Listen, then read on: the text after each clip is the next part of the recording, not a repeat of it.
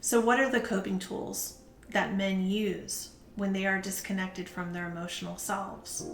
Men learn to cope with drugs, with alcohol, with sex, with gambling,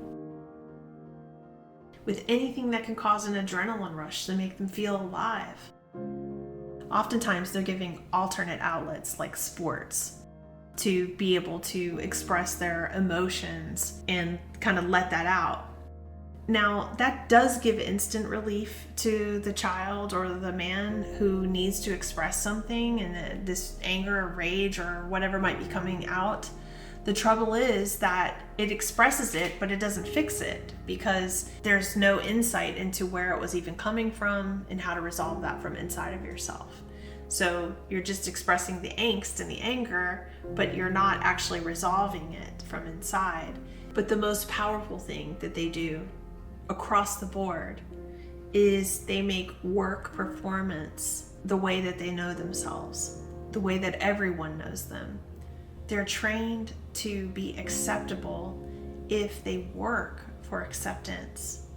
They're not afforded unconditional acceptance and unconditional support and love because they're taught in a patriarchal culture that they are the breadwinners and they are the ones that have to go out there and earn a living and to bring that home.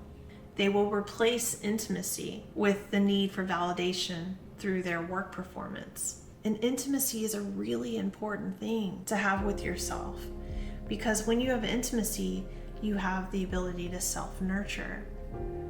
Intimacy is something that happens when you have an emotional relationship with yourself, when you know how much you care for yourself and you know how to care for your wounding. It's something that helps you to connect to a paternal sense within yourself, to help you care for something innocent and vulnerable. And it's a really beautiful maturation of the emotional developmental self.